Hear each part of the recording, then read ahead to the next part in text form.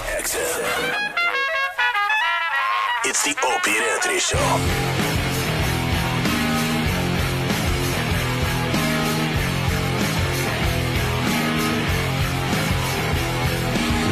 Let's get Guillermo del Toro in studio. Guillermo del Toro.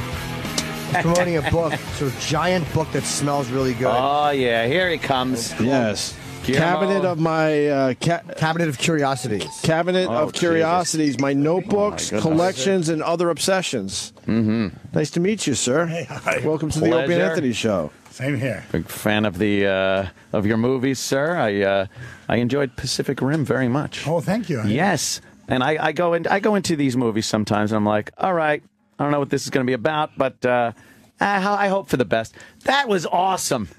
It was like old school kind of Godzilla-ish vibe to it, but with amazing visuals. And the size that you portray with these robots were great. I thought it was a fun movie to watch. We spent 3 years on it, and Wow. it was really. If you ask me, I spent 38 years wanting to make it. Oh, really? I mean, it's a movie that is so attuned with my 10-year-old, self. Yeah. It was, and inside every guy there is a 10-year-old constantly. You remain that kid, and hopefully the movie reminds you of what it is to be that. What were you watching back then? Sci-fi movies and things like that? I was a completely freaky kid. Yeah. So was there a lot of Godzilla movies? Everything. In Mexico, I was born in '64. Mm-hmm. So I came in right at the height of the giant monster movie. Yeah. It was when Godzilla was king.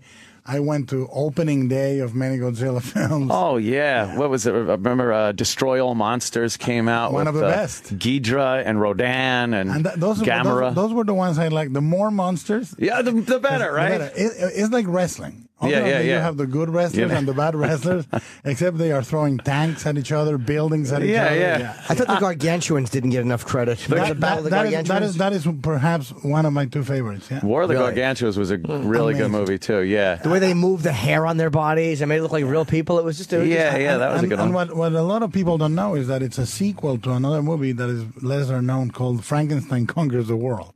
Oh, really? Yeah, and when I was a kid, that movie opened in a tiny cinema in my hometown. I took the bus, took me an hour to get to the cinema, sat down to see War of the Gargantuans.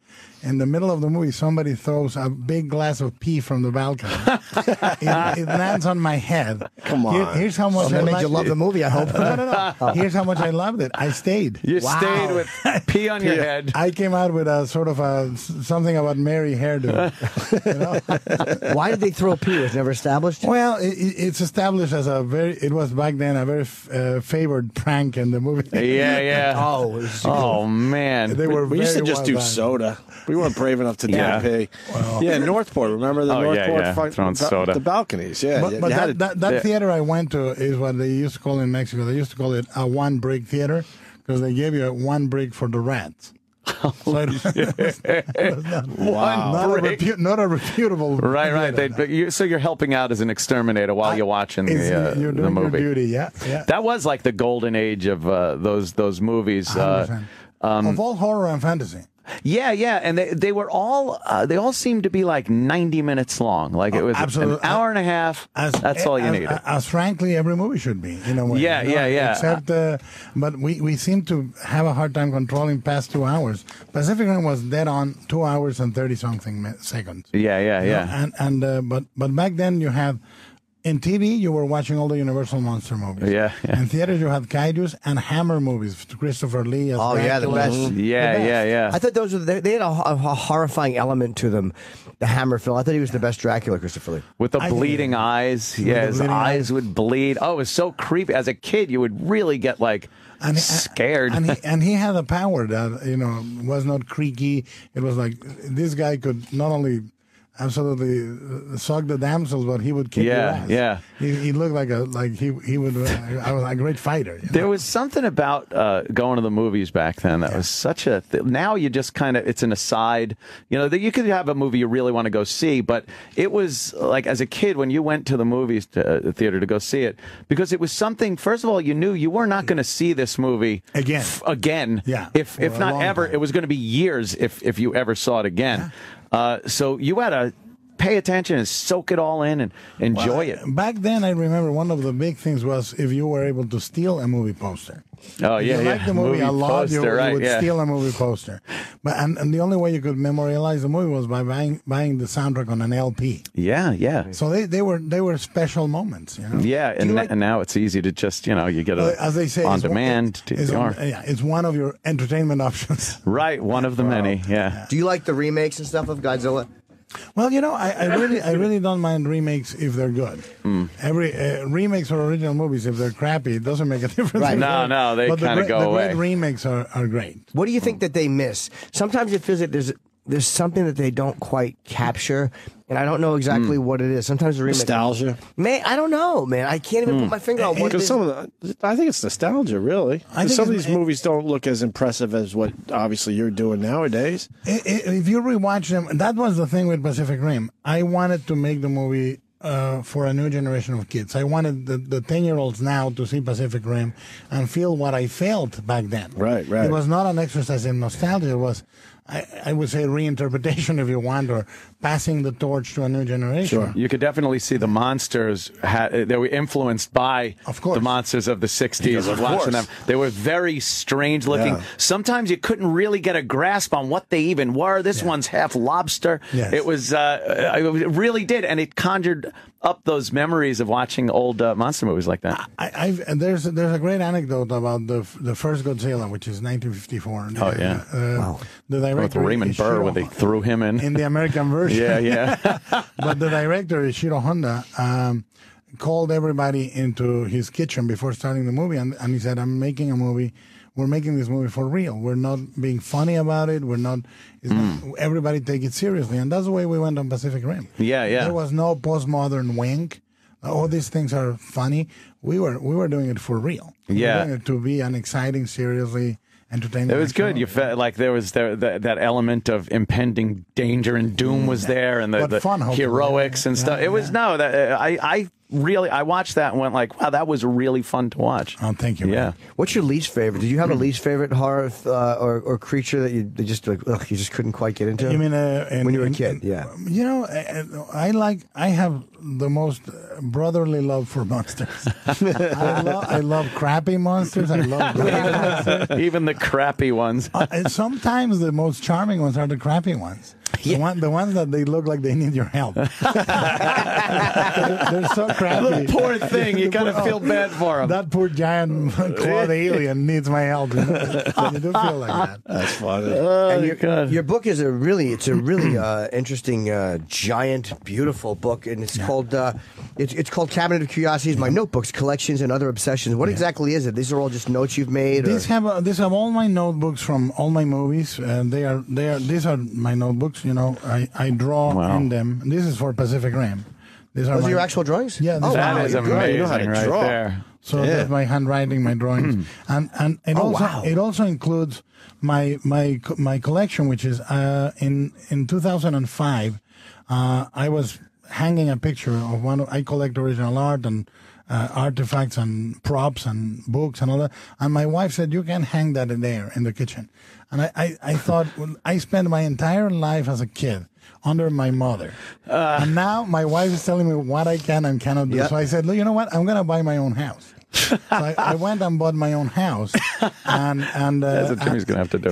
It's 10,000 square feet of collection, some of it which is in the book. Wow. But, basically what I do is I live with my wife and my daughters. Every day in the morning I go to my own house. That's awesome. I spend the day in my house. Right. And I can do whatever I want in my house. Right. Hang whatever monster picture, whatever. And the funny thing is, it took me 40-something years to live the way I thought I should live at age 10. Now, that's an amazing... What is something you've collected that you absolutely love? A piece of movie memorabilia? I have truly... It's a museum. And if you browse through the book, you'll see it. I mean, it's really quite an amazing collection. And I have... basically, what I do with every check, when I make any money, I immediately give my wife half, And I said, we'll share the expenses on the house, and the other half don't ask me anything. I'm gonna do whatever, and you cannot tell me how much did that monster cost, how much did this. The house has secret passages. Wow, really? 2 secret passages. Has one room that is called the rain room, which is a room that is rigged to have a fake outside where there's a thunderstorm 24 hours a day. This is great. We're looking at right now. There's I a love room, this. A beautiful wood room with you can see the upstairs balcony with a giant Frankenstein head on it, and there's I don't recognize the Hellboy monster. The Hellboy monster. Sorry, underneath on the ground, and there's a regular nice rug that every house should have, and there's just creatures all over. And there's 560 pieces of original art, all fantastic art. Just up on this one landing, I'm saying you got Geiger over here, and then Geiger, Hellboy. Those are originals. And then what's the Pinhead girl here? From Freaks. From Freaks, yeah. I live. What I wanted to do as a kid is live with my heroes of horror. And if you turn the page, that's H.P. Lovecraft. A horror writer that I admired as a kid. I had him made life size. He lives in the house with me. A wax museum type of. But they're all around. There's a dwarf with a razor blade at the end of a corridor. I call him my alarm system. Wow. I got to ask you about your other house, though. How boring is the other house? Entirely vanilla. Really? There's nothing that indicates I'm there. Do you have people come here? I give tours once a week. He doesn't like people in his house. This is your space. People would try touching shit and wrecking it. No. I'm very careful. I bet. I was fortunate. I was blessed with 2 daughters, which means they're very careful. If I had a boy, half of my collection around trying to play with everything. Yeah. What is this? Crack. Yep. And does your wife go to the other house? She comes now and then. And I love this. I get the occasional conjugal visit. But in reality, is they're separate. And So you guys have an understanding, obviously. It's your thing, and you really are into it, and 100%. She'll let you do it. Normal people go to work at 9 a.m., come back at 5. I do the same. I live with my wife and my daughters, but that's kind of going to the office. Instead of the office, you go to your house. Do you work in this place? I work. Oh, there. that's your work. Yeah, it's a great atmosphere. That's where I write. That's where I design the movies. Do you ever get creeped out? Not creeped out, but turn around and go, "Huh, something's there." There was. I've had a few ghost experiences. Really? In my life, for real. I'm a skeptic. People think I believe all this crap. Right. I don't. I'm normally a skeptic. That's me at age 10. Well, give us so. I bought 2 cabinets from the 15th century, and they arrived to the house, and they came with a ghost. And really? The house was sort of haunted for about a year and a half until I had a cleansing done. But you had a cleansing done? I had to Was it too much? What were they doing? Lights would be turned on and off, footsteps. I just did, and now I stay there. I stay there sometimes until 2 a.m., 3 a.m., and I didn't like being creeped out. Yeah, of course. And the cleansing worked? Yes. It did. Wow. My mother did it. My mother is sort of a white witch. You're a fascinating man. Very interesting life. Oh my God, I love it. How far is your house from your other house? About 5 minutes. A 5-minute ride. A 5-minute drive? Yeah. Yeah, you couldn't be like, I'm in L.A. and my house is in New York. No. Do you sleep in this house once in a while? Now, when I come back, right now we're shooting in Toronto. I'm shooting the pilot for a horror series for FX based on my books, The Strain. And when I go back to L.A., I don't go back to the family house. I go back to my monsters. Right. My wife and daughter stay in Toronto. I go back, and Does your wife check up on you? Going, sure, he likes monsters. I'm too freaky to do anything. Wow. This is your internet porn. Great. This is your internet. This is it, man. This is it. This is your obsession. I want to go to this house and look around. This is fantastic. Yeah, what's the address of the house? So let me stop by and coordinates. No, what is great about the house is, honestly, I walk in and I have a smile instantly. Yeah. Because you are when you're a kid, you're very particular about your room. Every kid has the sign on the door, keep out. Right outside the room. It's basically that. It's a space where no one can tell you what to do. Well, let me tell you a little personal story, Guillermo. Not to the extent that you have done. Yeah. But I was laughed at relentlessly at the beginning of the summer because I decided I wanted to buy a life-size Velociraptor to put out by my jacuzzi. Why not? I did it, and people laughing. Oh, what the hell you doing? It looks great. It looks cool. The steam comes up from the jacuzzi. You put on a red light, and you're having a little jacuzzi in Jurassic Park. And everyone laughs. But then when they come over, they're snapping pictures with it like crazy. They want a picture with it. 100%. In the book, there is, my car. When I was a kid, I saw this movie called The Car with James Brolin, a horror movie where the car was the devil. A great design by Chuck Barris, who designed the Batmobile. Fell in love with it. I said, I'm going to own that car. I own that car. You own the car from the car. I had it made. Handmade in Mexico in steel. It's like a tank. It's in the book. No doubt. But I think that all you can do is live the way you want to live. Right, yeah. Otherwise, you have nothing. I remember that movie, but Yeah. I was getting confused with Duel for a minute. Duel with the truck. They are the two scariest cars in the history of film. Yeah. But this Dennis is a car Weaver. Dennis He was Weaver. good in that. But that car goes like, had like a very scary horn. Yeah. And what you were saying about your Velociraptor, I take the car only on Sundays because it's too expensive. If I go Burbank and back, is one tank. Oh, each way. Because it's so weighs heavy. a ton. Yeah, a ton more So than a I ton. take it around the block, go buy ice cream, like an old man, This guy's great. And people are snapping pictures. Can I take a picture of your car? And I'm so See, happy. this is the life you're supposed to lead when you're a successful guy. And I love it. That notebook, he opened it up briefly. It's really cool. It's beautiful. Dude, you know what it reminded me of when you Beautiful open artwork. it? It really is. It looks like Indiana Jones' father's notebook for the It Holy is. Grail. It is. Well, it started like very much like that, like a field notebook. And then I have 3 of them right now, and they turned into this. That it's got a kind of a Lord of the colors. Rings look to it there. They are all the notebooks that I bought in Venice in 1997, and they were handmade. And That's fell in great. love Yeah, with leather and stuff. Yeah. Are those notebooks, is it one per movie, or do you just keep going until it's done? No. They are mixed. Like, for example, the section that I seal off is sealed off because I have designs from The Hobbit.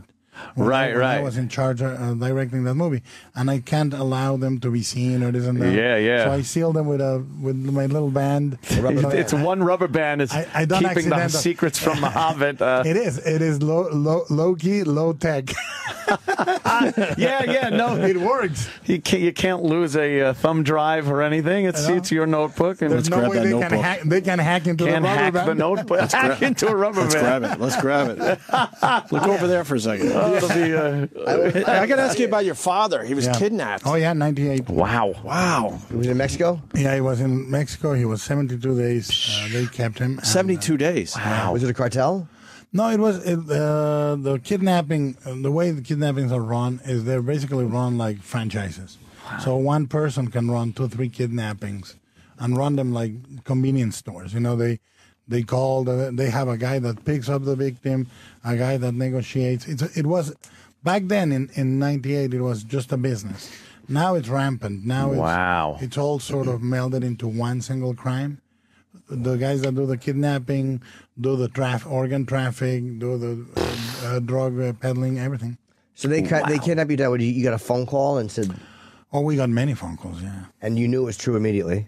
Oh, yeah. No, the first phone call I got was my older brother called and said, better come home. He said they took him. He didn't say anything else. And I knew what it was instantly. I didn't need an explanation. Where did they get him? They got him outside his business, yeah. Oh. Yeah, it was. And was it random? No, they planned it for, those things are planned carefully, and a lot of the time, they need to know where they're picking him up, what time he arrives. I'm sure they want to know if you have money, too, at that point. They do the background, Yeah. and they do the check with finances. It's a business. Wow. They don't want to invest. foolishly, So they got him, and then you get the call, and what's the process then? You have to get the money together, or do you try to negotiate? Or I tell you this: there's only one time where 3/4 of the way Hollywood got it right. There's a movie called Proof of Life with Meg Ryan and Russell Crowe. 3/4 of the way, if you can imagine, instead of Meg Ryan, a fat Mexican, and instead of Russell Crowe, an old English guy, that's the way it is. You have to bring a negotiator. The negotiator has to guide you through it because there's a whole protocol. If you do it on your own, you're going to screw it up. What's something that somebody would do on their own that the negotiator would protect you from? Look at Jerry Lundegaard. Everything you do instinctively is wrong. Really, like what? There's a whole protocol. For example, if you know your limit and you immediately declare it and you say that's what I can get, you're telling them how much you can get now. So they're gonna run the negotiation for longer. To give you an example, we said we can only get X, which was a fraction of what they were asking for. But that told them if they can get X the second day we called. That means if we wait for 72 days. Oh, man, they're going to be able to scrape up 10 more. 10 times that. Yeah. Wow. But instinctively, you give it your all because you want him back. Yeah, so It's a really... I don't recommend it. Man, right? So was he taken care of for 72 days, more or less? Well, you know, my dad is, I'm sure like your dad, it's a generation that doesn't talk. Oh, Jesus, Opie. It's a generation that doesn't like to chat about life. Yeah. He was a self-made man. Right. So he doesn't talk about it really. What happened? Like my dad and I, we can go, yep, for 2 hours. But basically that's, and I don't see him for 3 years, and then we go, yep. Yeah. How are you? Good. Did he get security after that? You know, he did for a while, but now he jokes about it, but it's true. He says, I'm too old for that. I mean, like they won't kidnap him because he could croak. Yeah, there's a problem. There's a problem. I mean, they only kidnap people that they can keep. Do you worry when you go to Mexico about? I take precautions. Yeah, okay. You have to, right? Nowadays. I have to, especially because in my line of business, people assume.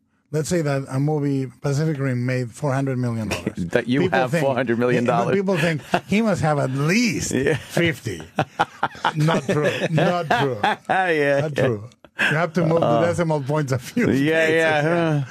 That's fascinating, man. Wow. That is really scary. What a monkey wrench to throw into someone's life. So you don't like going down to Mexico, I would assume. I love going. But you wish you would. I have to go with precaution. Sure. Yeah. I cannot go casually. And you're not going to film there anymore, I can't. That's the biggest loss for me is family life. And the fact that I would love to continue filming Mexican film. All the rabble in Toronto, let me tell you, that's dangerous living right there. You might sleep yourself to death. No, it's such a great life right now. I mean, I enjoy it. I actually like Canada. I adore Toronto. It's a lot of fun up there. We were in Montreal. It is.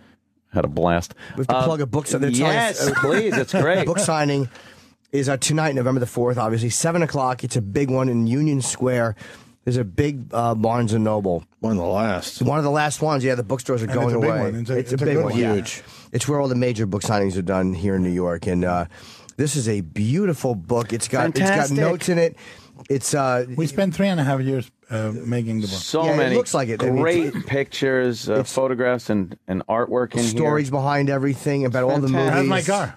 Oh, That's it. Oh, wow. Yeah, I just saw that too. That's great. Looks almost like a Rolls Royce. It is like the evil twin of a Phantom. Yeah. That's gorgeous. And you're directing The Hobbit. Wow.